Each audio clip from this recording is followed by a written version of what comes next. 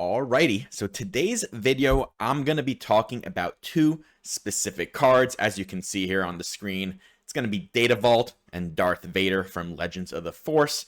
And ask the question, are they overrated? And it is a question. I am not really declaring them that.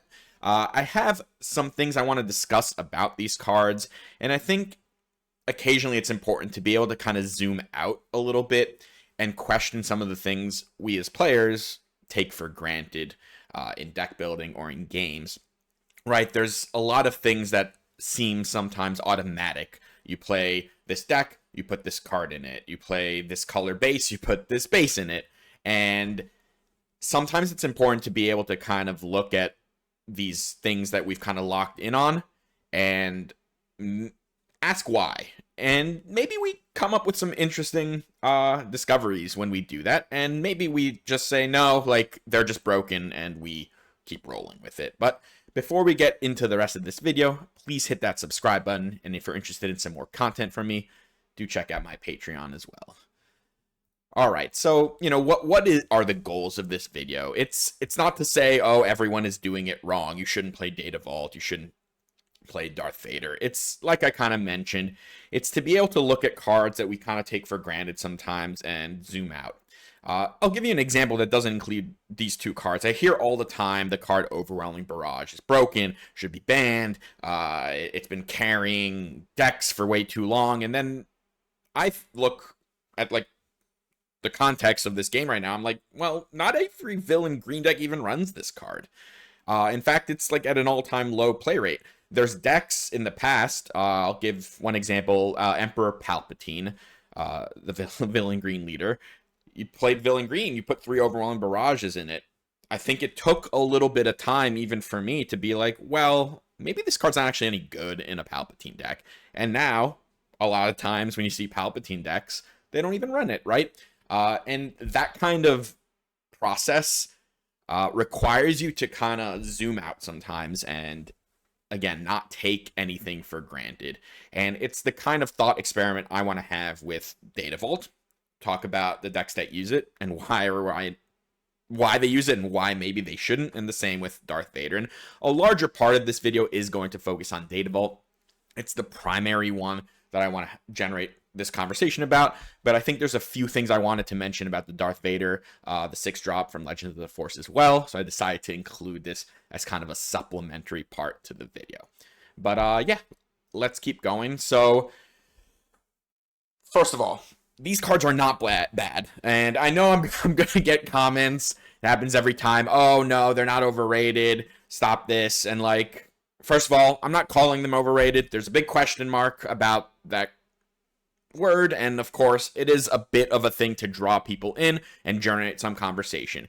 I think in some cases, maybe we do overrate these cards, not in all cases, and yeah, just remember that. So what is the point of this video? Like I said, to reassess things we've taken for granted. I think a lot of the time we see, especially with like decks that put up results, that it's just sort of inertia that carries it forward, right? If a deck wins with Data Vault, now it's kind of the default way to build the deck. If a deck has 3 Darth Vaders and 3 Timely Interventions in it, now if someone wants to pick up that deck, that's kind of locked in, right? And then if the deck is good, it keeps winning, it just further locks in that decision, right? So if that Data Vault deck that won, then no one else wins with it, well, maybe people would reevaluate. But if you keep winning with it, well, why change it? Why would we switch from Data Vault to something else? And there might still be a reason to. But yeah, I'm not here to tell you that running these cards is wrong. In fact, I run these cards in decks, but maybe we're running them a little too much. So here's Data Vault, the major discussion point for this video. So let's be clear here. The benefit to this card is the 3 life. That's the benefit. That's the good stuff. The drawback is the 10 extra cards that you have to run in your deck. It's the drawback. It simply is. It decreases deck consistency. It's not correct. It's why you don't see people running 60 card decks with the 30 life base, right? If they're going to run the 30 life base or the 25 life ECL, they run generally the minimum. I know, yes, sometimes someone runs a little more than the minimum, but basically that's the drawback. So what might convince you to put Data Vault in your deck? It's a few things, right? You need to want the extra life. Now, you can say everyone wants the extra life, and if the extra life was free, of course, everyone would take it, but wanting the extra life with the drawback means you're the kind of deck that truly would benefit in a lot of matchups from that extra life padding. So that's sort of a check mark you need to hit. The other thing is your deck should usually have redundancy. You're adding a lot of extra cards, and you need to certainly like fill up your curve this way, right? You can't just add 10 extra cards but not add early plays. But you need to keep redundancy in the power level of your cards. So decks that have sort of a flat power curve, that don't have a ton of spike cards in them, especially early game spike cards, because the longer the game goes on, the more chances you will draw into cards, right? So it's early game, it's even more difficult to find like the early curve cards where you usually just want to play them on like turn 1 or turn 2. If you dilute your deck and you don't draw them as often, and then you ended up drawing them later, they might not be good later. Whereas your 9 drop, you have so much extra time to find these cards that it tends to be less important. So the redundancy, especially in the earlier part of the curve, is important if you're going to run Data Vault. You also should be benefiting from a bulkier end game, right? So a lot of decks that play Data Vault get to play more essential copies of large cards, right?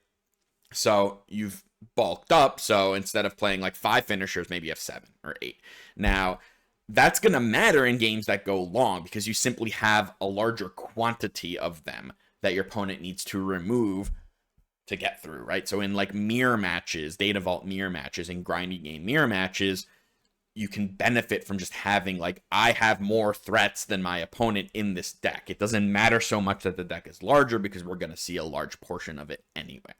So these are a few things to consider when you're playing Data Vault. And we're going to talk about 2 different pools of decks here. And one of them is titled Makes Sense ? And these are some decks that I think kind of answer all the previous points pretty well. And at least currently, I would be like, yes, I think it pretty much makes sense to run Data Vault with all of them. So start with Kira, a deck that I've played a ton of, right? So there is a bit of a cost here in the early game, right? Especially with ramp. So this is a deck that does like to ramp a lot of the time on turn 2, and you have certainly decreased your chances there. And I would say there's one other specific thing that you've decreased your chances is the best turn 1 play in this deck is Dr. Pershing, and you now have a decreased chance to hit that. So we do get punished a little bit. Past that, though, this deck is incredibly redundant. It's just a pile of good cards for the most part. And we're going to talk about Kira a little later when we get into the Vader timely conversation, but that's not for now. But it's an incredibly redundant deck.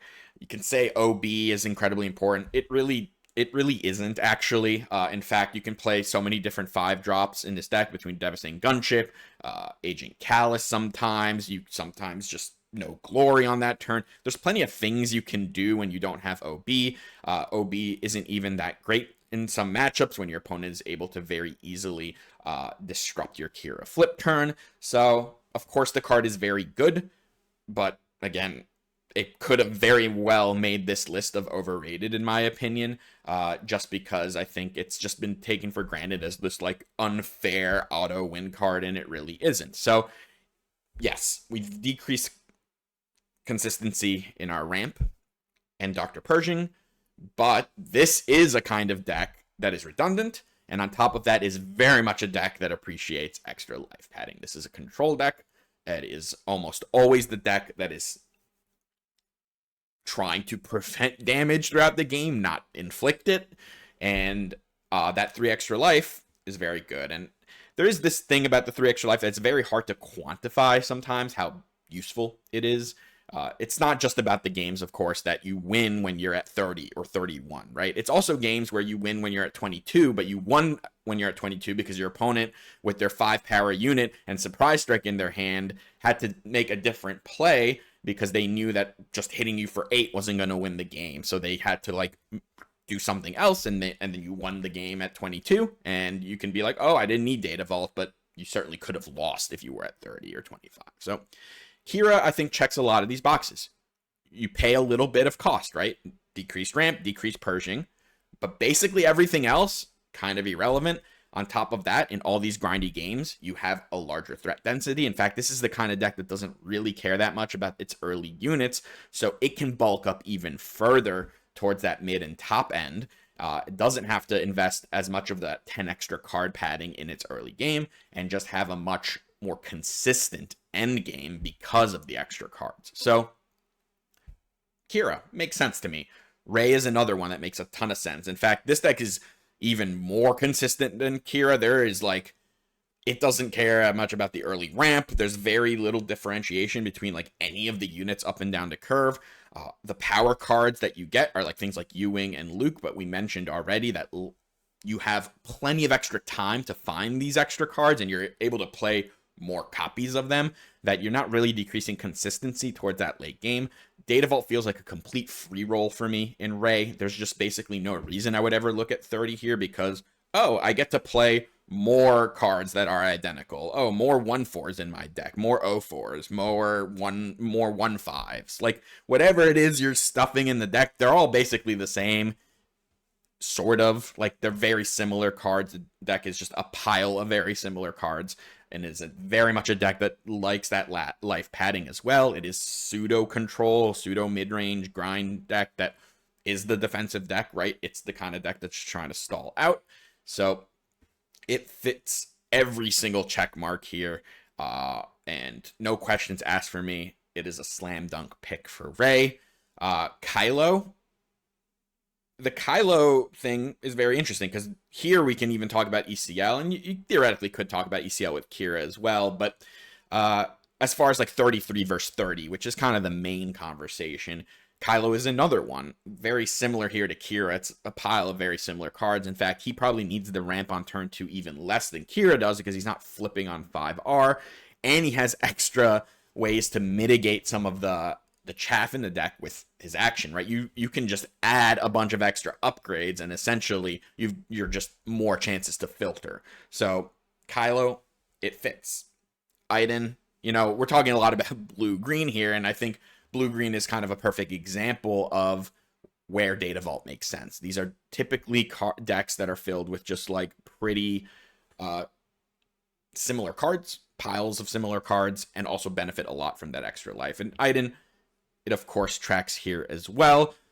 What do you do when you have 10 extra cards? You just play more copies of removal. Oh, you want more Super Laser Blast? You play Nebula Ignition. You want more No Glories? You play Vanquish. You want extra takedowns, extra Felder Dragons. You want put Perilous Position, Merciless Contest, Power of the Dark Side. It's like piles of the same card. And, of course, it's a hard control deck. 3 extra life can make or break a game. Slam dunk. All right. So we're going to move into the ones where are a little more interesting to talk about, because these are ones that I'm going to add question to. Maybe Data Vault, maybe we've gone too far when we started to include Data Vault here, and Boba Fett is going to be a big conversation here, because Boba Fett Data Vault is one of the winningest decks in the game right now, and I'm here telling you maybe we shouldn't be playing this base, but I do have a reason for saying this. First of all, I mentioned earlier about this thing, inertia, right? So Boba, Data Vault, Boba in general, like when it started winning, it won with Data Vault. That was kind of like if I recall, the early wins with this deck were primarily with Data Vault, and then it kind of just carries forward, right? We keep running it. It's been winning. It's a good deck. Why change it? And then I want to kind of zoom out and ask, well, can this deck just be better as a 30 health base? It's very difficult to like prove it one way or another, and it's why it's such an interesting conversation.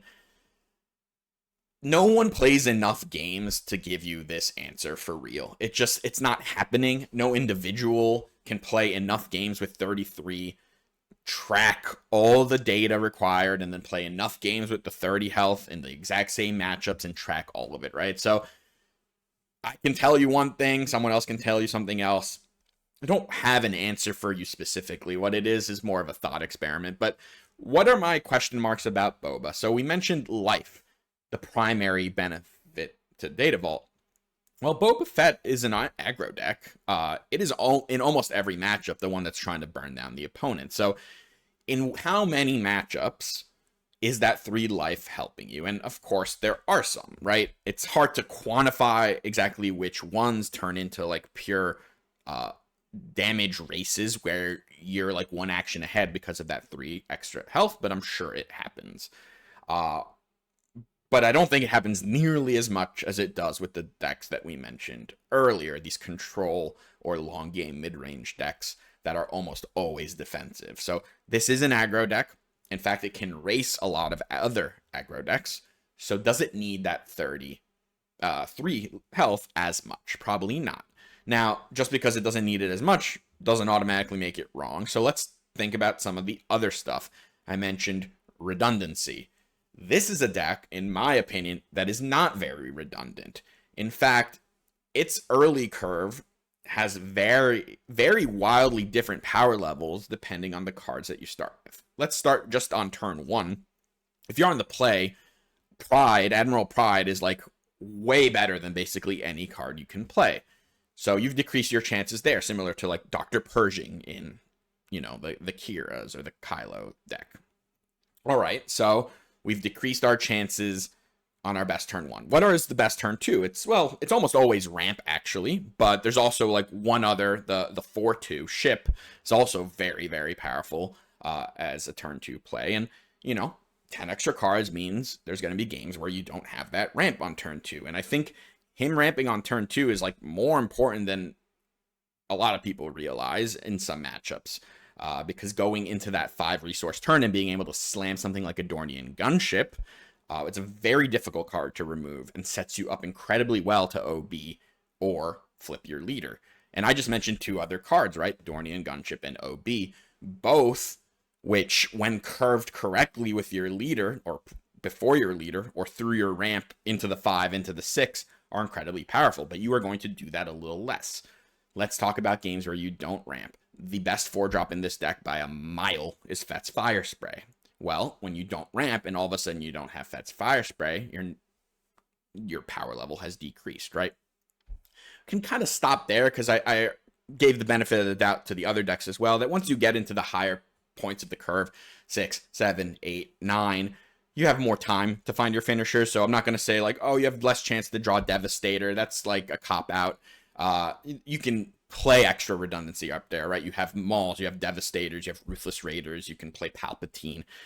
There's ways to bulk up at the top of the curve. But the issue I find when I play this deck is that I see very big gaps in how good my early game is based on my draws. This deck feels much more early game draw dependent to me than the decks we saw previously.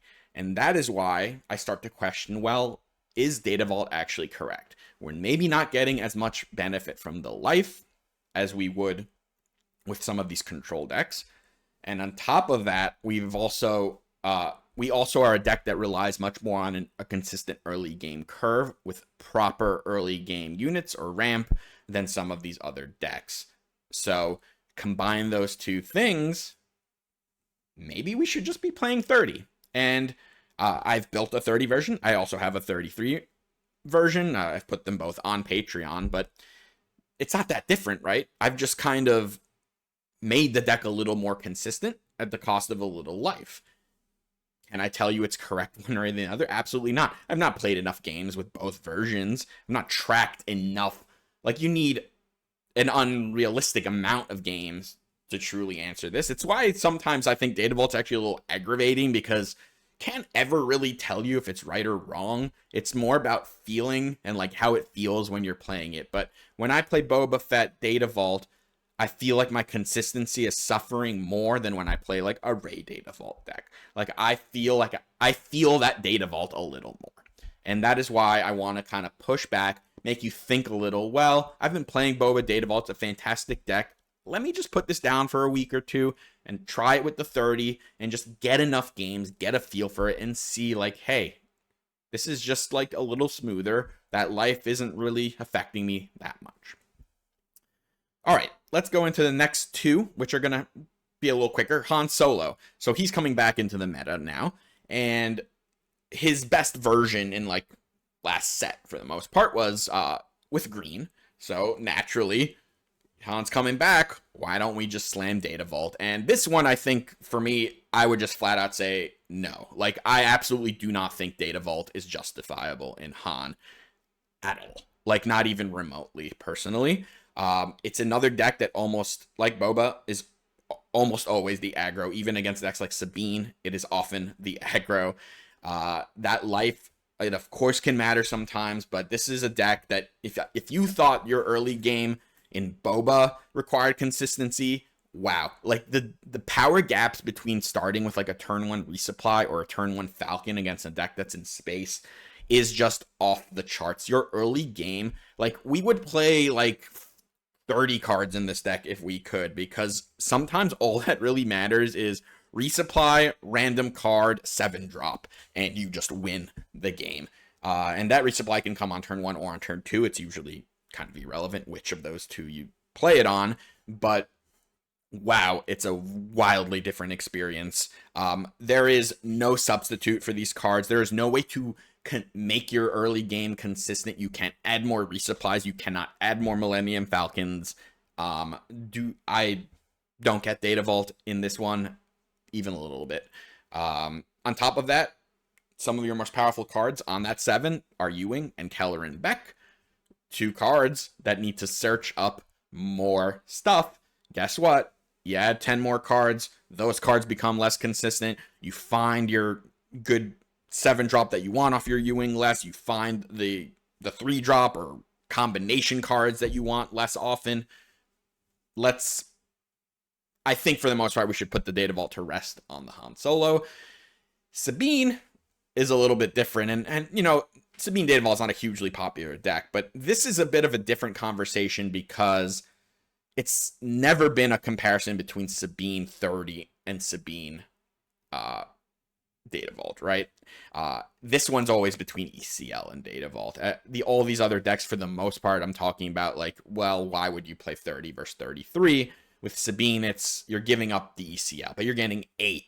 The benefit here is 8 extra health, and 8 is a very substantial. It's a much different thing than 3, right? 8 is forever. It's infinite compared to 3 in this game. So I get it. I get the premise of Sabine Data Vault.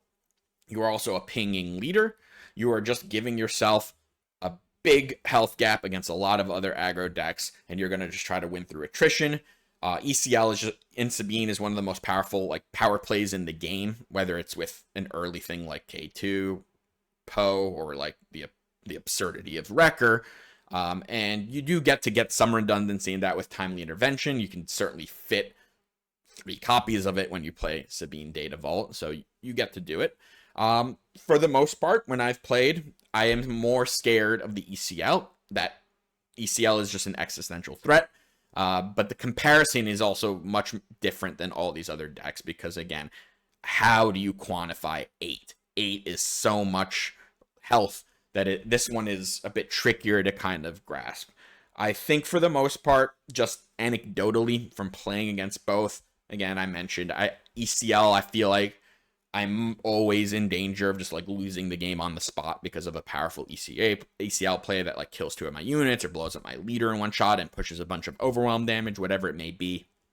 But I do kind of understand why there was experimentation with this Data Vault in Sabine. Whether or not I think it's a better version, probably not, but I get it. And yeah, so that's most of what I wanted to talk about Data Vault. Again, I'm not telling you to cut Data Vault from all your decks or your Boba deck or your Han deck.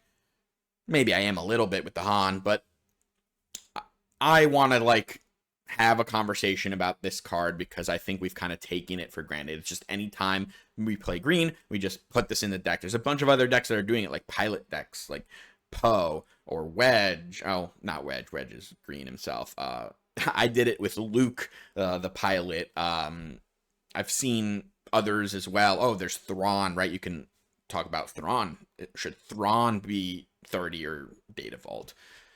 All kinds of these decks that we're just like automatically jamming it. And sometimes I'm like, well, is it because we just don't want to cut 10 cards and it's like easier to deck build with 60? Or is it because we truly believe that it's better? All right, let's move on to the shorter conversation here, which is Darth Vader. We've kind of agreed that this is one of the most powerful cards of Legends of the Force, and it is an incredibly powerful card. So what's the benefit here? Well, it can create one of the craziest value plays in a game, right? Where it comes down, kills 2 units, one of them with 5 health, another with however much health in either arena. It leaves behind a powerful unit, a 5/6. Yeah, just a massive power play. What's the drawback here? There is a drawback to including this. You either have to play ECL, so that's an already pretty big drawback. We just talked about Data Vault for however many minutes that was, and the cost to play ECL instead of Data Vault is 8 health in most of the decks that would play it, right? Because these are green-blue decks, so you're picking between ECL and Data Vault most of the time. So that's a lot. You could say you're picking between ECL and 30 as well. That's still a lot. That's 5 health. Or your other option, and even with the ECL, this usually makes an appearance, is Timely Intervention. You have to include 3 copies of this. So now Timely is a good card, but when you're combined, we're talking about 3 Timelies, 3 Darth Vaders in these decks, and in the non-ECL versions, that's just a huge package of cards that if you like draw Vader and don't draw Timely, you're kind of drawing a dead card. If you draw Timely and don't draw Vader, well, often you're still drawing kind of a dead card, because these Timelies, although are useful with some other units, they typically aren't useful with units until much later in the game. Things like Reinforcement Walker, of course, where that's inexpensive. It's like a 9 or 10 resource play. And sometimes you can find some utility with these Timely Interventions early in the game with like 3 or 4 drops, but they are in large part included in these decks because of Darth Vader. They often weren't included in these blue-green villain decks before Darth Vader came out. So that kind of shows you, yes, for the most part, it's a package of 6 cards. It's a large package of cards, especially when they don't always do anything when you don't draw them together, right? And that's a question you have to ask. What if you don't draw Vader and Timely together? Or how much does ECL punish you as far as deck building? Like, how much is that life really important, right? So let's talk about a few. These are the ones we're going to talk about with this. I'll start actually with Gar Saxon, because of these bunch, I mean, Kylo is sometimes splashed with ECL, but for the most part, Gar is, I think, seen more with ECL, and he even gets an extra boost to that Vader play because that Vader ambushes for 6, right? But what happens when you don't draw Vader? And Gar does have some other good targets for ECL, of course. In fact, a lot of its units can kind of punch up because of that shield. Even something like the shuttle, the Krennic shuttle, can ambush a space unit for 4. That means it can kill things like Falcons and other 4 health space units. So is Gar benefiting a lot from the ECL? I would say yes, but there's also a bit of a downside here for Gar, because although he is pretty aggressive, he is not more aggressive than a lot of space decks, for instance. In fact, I think he can have a large problem sometimes against space decks if he doesn't draw the right pieces. He's not faster than a deck like Sabine, of course, so you are paying a cost for that ECL to include it. Same with Kylo. Kylo probably even pays a larger cost. He is much more, like, if he doesn't draw the Vader, or in Kylo's case also the Anakin, but if you don't have one of those cards, or if one of those cards, the one you have is not like actually like 2 for 1ing the turn, you could just lose the game. You're 25 health, you're flipping on 7, you have no early game, so you're also like tossing initiative a lot because of his ability. So huge cost to including ECL. You get a huge power play, but a huge cost, and you probably lose a lot of games when that power play doesn't line up or you don't draw the right piece. Let's talk about Kira here. So, you know, I'll be guilty of this. From the beginning, 3 Vaders, 3 Timelies went into this deck for me, and it took me a little bit to like question that. Am I going to tell you that I think it's wrong right now? No, I don't know if it's right or wrong, but I think it's worth visiting this deck without 3 Vaders and 3 Timelies in it in the Data Vault version, because I promise you, if you've played Kira with Vader and Timely, you know you draw these Vaders sometimes, and you don't have that timely, and that card just rots in your hand, or you have to resource it. And you know, sometimes you draw those timelies and you don't draw that Vader, and you like don't know what to do with them. You don't have many targets for those cards in general. Like Gunship is like really average when it's paying 6 or 7 to ambush. There's not a ton to do with those timelies until you get much later in the game. So like they're fantastic in these grindy games where you know you're going to get to like Reinforcement Walker timely or even like Avenger or Devastator. But in a lot of other situations, you have to decide, okay, am I going to hold this card in case I draw the Vader so I can do the ambush for 7? Am I just going to resource this and then, oh no, I drew the Vader, but I can't ambush it in time? All kinds of like these tension by including both of these cards. And like I said, it's much worse when you draw the Vader and don't draw the timely, because that card is just kind of a dud when you don't ambush it. It really is. It's one of the most push 6 drops in the game, but it's another case of card that doesn't do anything when you play it being kind of not good in general. And you know, when ECL and timely rotate out in like, I don't know, 5 months or so, set 7 comes out, what's going to happen with this Vader? There's Xi'an Flurry. It's the other, it's in yellow, a nice way to ambush with it. And I guess there's Deceptive Shade, which is interesting to think about. But all those green cards, including like Piet, the 2-drop, are rotating out. So like, what is going to happen with this card that we've kind of taken for granted as one of the best cards? And I will say, all these Vader ECL or Vader timely decks, at least so far, now we're moving into a new meta where there's no force throw, but so far, not a single one of these decks has performed well. They just haven't. Not Gar ECL, not Kira Data Vault, not Kylo Data Vault or ECL, not Iden Data Vault. They've all, I mean, I'm not going to say none of them have won anything like they have. Like, I think, I'm sure at least 3 of these decks have won a PQ, but that doesn't mean they've been performing well. They've all been kind of secondary or tertiary style decks. They have not been on top of their game. And they all are very much built in some way to capitalize on this Vader unit. And then I got to ask myself, is it worth it? So like Iden as well, which is a hard control deck. In fact, I thought a big reason this deck might be better now was because of Timely Vader, because now it didn't just have like Super Laser Blast as sort of its reset.